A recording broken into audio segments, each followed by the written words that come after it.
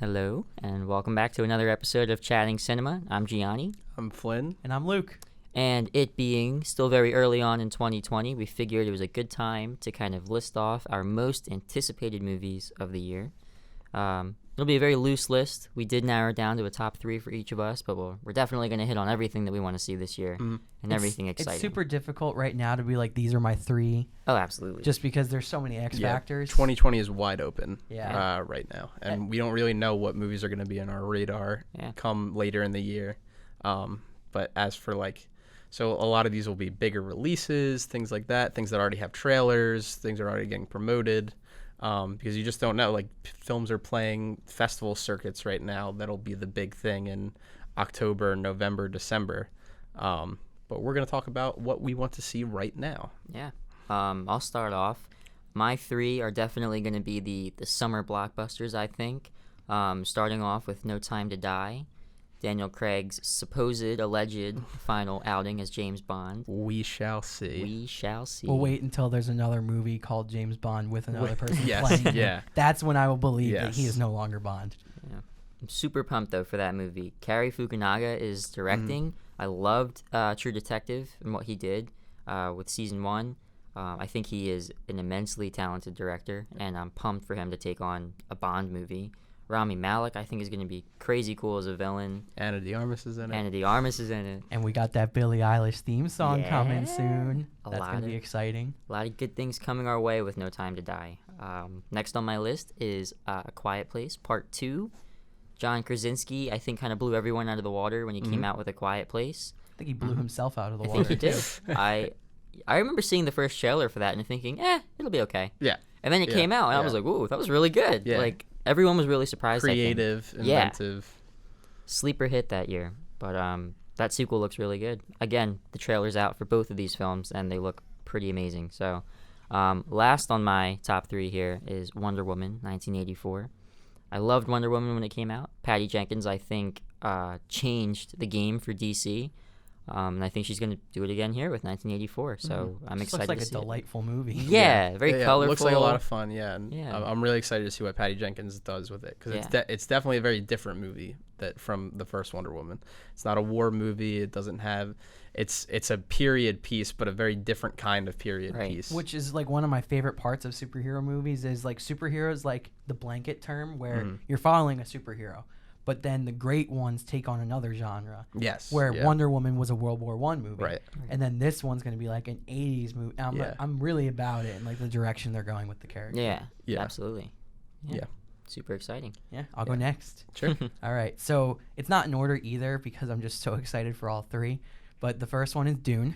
Yes. I think you'll probably say that too. Spoiler alert. Yeah. But... I don't know how you can't be excited for Dune. Yeah. Granted, this is also a red flag of being way too excited with the casting, the director. Everything is kind of going too perfectly. But I'm still very, very excited. I hope we get a trailer soon. Yeah. Or at least a teaser. That'd be nice. But between, the cast that they've assembled and Denis Villeneuve taking it on, the way he creates a sci-fi world. Yeah. I know you, a big Blade Runner guy. Oh, yeah. So 2049, all the way. Exactly. So, I'm very excited to see that. Then next up is Tenet, because our man is finally making a movie. The man. After years of waiting, Nolan's back. His movies are always worth the wait. Always worth it. And this, the first trailer, I don't know if you guys saw it, but it's super ambiguous, almost all of his movie trailers are, which makes sense. He never wants us to know what's happening until we're sitting in the theater watching it. Yeah. But Tenet just looks like a very interesting take on the spy espionage genre, and it's a very Nolan take on it. And I'm just excited to see how different he takes the genre we've known for so many years. Right. Because now we have movies like Kingsman or The Gentleman coming out that are kind of different takes too. So now I'm really excited to see Nolan's stamp on it. Yeah. It looks really fun. Yeah, I got big Inception vibes from that trailer. And definitely. That turned out great. So it's spy, time travel, amazing. So plus we have John David Washington and Robert Pattinson starring together. Leads, it's gonna be crazy. It'll be fun. And then I can say this one's my most anticipated for the year as of right now. It's going to change probably every week, especially as I start seeing them because they will no longer count. But Last Night in Soho, Edgar Wright, baby. If I had to pick a favorite director, it's Edgar Wright. Yeah. And he hasn't made a movie since Baby Driver. He did a music video with Beck in the meantime, and that 3 minutes has held me over for years because I've watched it so many times. But Edgar Wright is such a talented director. He's really emerging now as respected as other directors are finally. And this movie, you can tell me nothing about an Edgar Wright movie, and I will see it. I don't care. I'm going to see it. Edgar Wright does nothing but exclusively make good movies. Don't know how he figured out how to do that. Can confirm. He's great. Yeah, I'm super excited about all of these, especially Night in Soho and Bond, and I will mention Dune as well. Like you said, red flag that everything is going so well, and Dune is sort of famously hard to adapt. Yeah. It's a very complicated sci-fi story to put onto film. But I think the crew they have right now, the actors, it's a great fit. If we are ever going to get a good adaptation of Dune into film, it's going to be this team. It's going to be Denis doing it. To follow up Blade Runner with this, I'm glad that after Blade Runner kind of like came out and didn't make all the money in the world despite like the big budget, it's encouraging to me that film production companies are still like, no, we saw how Blade Runner turned out, despite the fact that maybe it didn't make a lot of money and it was more cult hit, and now just now people are like, oh yeah, it's one of the best movies of the decade. I think that people are still willing to give Denis these big budgets and are like, we saw what you did with Blade Runner, like let's see you do it with Dune. So I'm super stoked for Dune. Another one I want to highlight is Zola. This is an upcoming A24 movie based off of a Twitter thread that went viral a while ago about a trip to Florida gone horribly wrong. And I don't want to go into the whole story of the Twitter thread or spoil anything for people that might not have read it, because it was years ago at this point. But basically about a girl that, just by circumstance gets wrapped into this crazy, like, criminal fueled situation on a trip to Florida with people that she barely knows. I think it's going to be like this year's Uncut Gems in terms of like a stressful watch experience.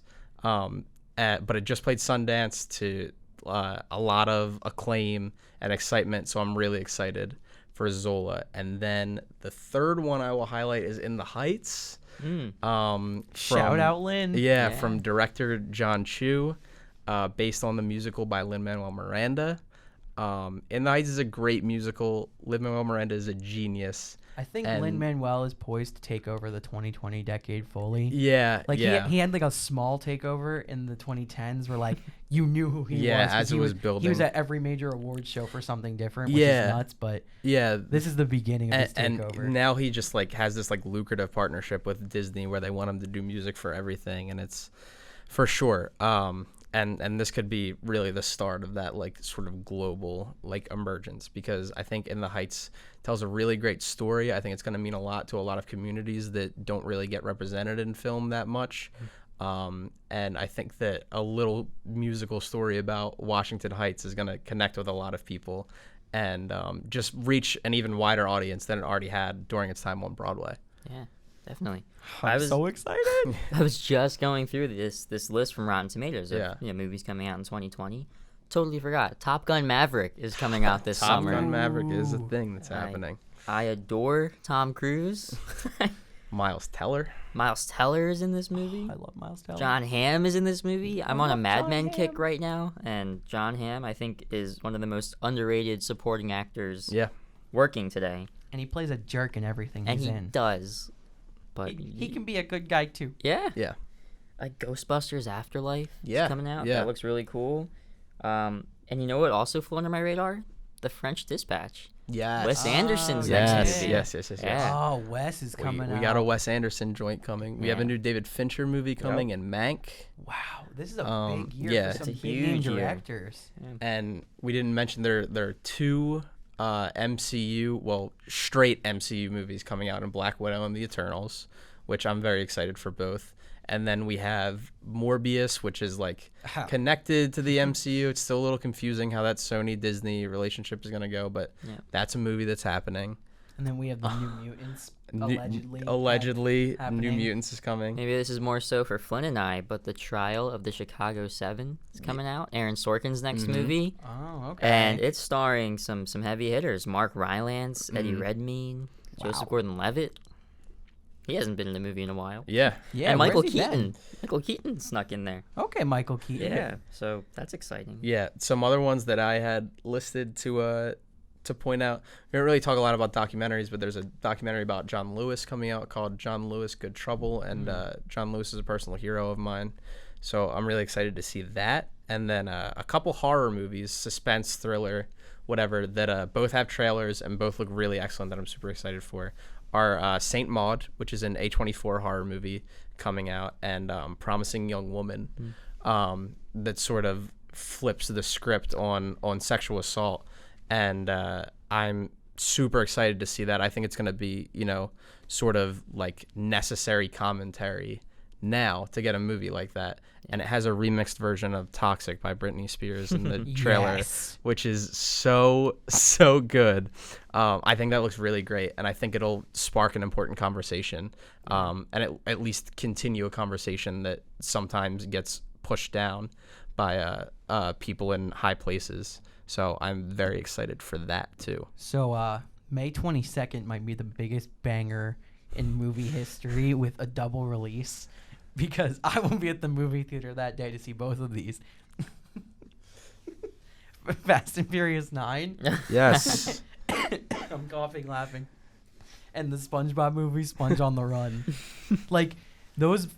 What a day. I can say this sentence now because SpongeBob, this will be its third movie. Those movie franchises are absolutely ridiculous. They almost never make sense, but they're always entertaining. Yeah. And, like, that's in May. I'll just be like, it's kind of nice out. Let me go to the movies all day. Yeah. And watch those two movies. But, like, I mean, we're all low-key excited for Fast and Furious. Oh, yeah. Yeah. Like, I maybe not even low-key. Yeah, I was going to say. Maybe high-key. Maybe high-key. Because I haven't... I kind of fell off with the Fast and Furious franchise. They're kind of a movies that I really liked as when I was younger, that I've kind of always held with me as like my franchise. So it was crazy to see them explode, because like my section of Fast and Furious are like the first one, Too Fast, Too Furious, Tokyo Drift, and Fast 5 are kind of like my wheelhouse of favorite Fast movies. And then spin-offs. And then 6 and 7 and 8 come out, and it's a nice send-off for Paul Walker, but I wasn't feeling it as much. Then we get this trailer with a remixed version of Frequency 75 by DJ Snake with Feel the Love by Kids See Ghosts, which is a banger. It is a banger. It's such a well-edited trailer. And John Cena's now in this. Yes, yeah. So I was watching the trailer. John Cena may be one of the most charismatic human beings to ever exist. John Cena is Dom's brother somehow, and then he follows me on Twitter. Yeah, John Cena follows you on Twitter? Yeah. What? I know. Send him the pod. That's crazy. I'm going to. Get him on the pod. We're praising him. I love you, John. And I love Bumblebee. Dom. Me too. Dom Tarzan's a car from one cliff to the other, and my favorite Fast character is back. Han is back. I love it. It's like the ridiculousness I've levels missed him. Are perfect for this franchise. I've missed him very deeply. And to anybody like seriously on Twitter, like, well, how'd he come back? Who cares? Vin Diesel and Jason Statham had a lightsaber battle with pipes on a rooftop. This is like true. They're driving tanks down the freeway. They're hooking up bank vaults to Dodge Chargers that they stole from police officers. They're like, jumping sports cars from one giant tower to another giant tower. Yeah. Let's not question it. Because Letty came back from basically the same thing. But we're spending entirely too much time on Furious 9. Well, because it's the most anticipated movie of the year. But speaking about the other banger that day, the SpongeBob movie, if you have not seen either of the two SpongeBob movies, you are missing out. Because they are wildly entertaining kids' movies. There's so many jokes that are for adults snuck in there somehow. The Sponge Out of Water one I saw on a whim as a joke with my friends. And I don't think I've ever laughed harder in the theater, just because it came out of nowhere. you didn't expect it to be funny like our SpongeBob growing up, but it was. And this movie, like, if they're doing it again, I'll see it. I don't care. It's gonna be funny. Yeah. Well, you talk about big releases kind of coming out on the same day. Doubleheader on December 18th. West Side Story from Steven Spielberg. Ooh, excited. And Spielberg. Coming to America, Eddie Murphy. So, oh my goodness. That's releases another there. banger double day. Yeah. That's oof. Yeah. Oh, and then we have Candyman. Jordan Peele. Jordan Peele producing a new Candyman. Looks pretty good. Oh, and Pixar. Yes, Onward and Soul. Yeah, 2 Pixar movies coming out. Two That's another original Pixar movies coming out in the first year. Same year, I mean. I lean more excited for Soul, but I'm super stoked for both of them. I think they're gonna be, as always with Pixar, really creative, really unique. I just like the animation style in Soul. Just catches my eye a little bit more than Onward. So I'm excited to see the movie Onward because just like judging from the trailer, I really like it. I like the idea for the story. I like the voice cast. The 3D animation to me is a little bit more like, which isn't a problem, like DreamWorks or like that type of. Yeah, I agree. Which I prefer something different from Pixar. Yeah. So but I'm super excited for both. Soul almost looks like what some of their shorts have been. Yes. But almost blown up to be a feature film. That's been a theory for a while that their shorts are all building on like what we want to do in the future. Right. Yeah. And like testing there was that what was the short where it took place on the beach and it Piper. Was, from Finding Dory. Yeah, it was that realistic animation style. Like, that is a gorgeous. That is short. gorgeous. Yeah. Which I haven't watched them yet, but I heard the Disney Plus Pixar shorts are also wonderful. They are. They're really good. The Spark Shorts collection. Yeah. They're all really good. Kit Bowl is my favorite. I recommend it. Yeah. But yeah, watch. They're all a couple minutes long, and they all tell a lot with very little. Because I brought them up just because like Pixar's always done that where they test. They also have stories that they know won't work for a full movie, so they do that. So like, I mean, anticipated for 2020, the 2 short films we're getting with those movies too. Yeah. Those Spark Shorts, really good representation in them too. They're good. Pixar does good things. They're good at making movies. Good job, Pixar. Breaking new ground here on Chatting Cinema. 2020 it's a very new idea. 2020 is going to be a really exciting year for film. Can't wait. Yeah, I'm very excited. I think that all the wide releases are kind of catching my eye, which is always great because then, as we get to more of the independent films in Oscar season, like to have both of them really speak to you in a year is really great. So you can just fill your year with great movies. Yeah, absolutely. I love movies. Get Keanu Reeves on the podcast. Oh my God. I've been saying it for years. I wouldn't be able to speak. I would just be like staring at him like. Speaking of Keanu Reeves, new Bill and Ted movie too. Oh yeah, coming out this year. Well, he's in like a couple of things this year too. Keanu's busy. Busy man. He should be. He's wonderful. Well, I think that wraps it up here for our anticipated movies of 2020. I'm sure we missed things that will surprise us. I can't wait for people to call us out. Yeah. And be like, why didn't you talk about this? And then like when it comes out, they're gonna be like, how did you not speak about that? Well, the trailer's not out yet. Relax. Yeah. Very, very exciting year, and I'm very excited to revisit this at the end of the year and talk about kind of what films matched our expectations, what kind of blew us out of the water, better than we were expecting, worse than we were expecting. If New Mutants actually gets released. If New Mutants actually gets released, we will revisit that question. If I was a betting man, I would say yes. That's not convincing, bro. But still risky. Yeah. Well, looking forward to all of it. I'm Gianni. I'm Flynn. I'm Luke. And we'll see you next time.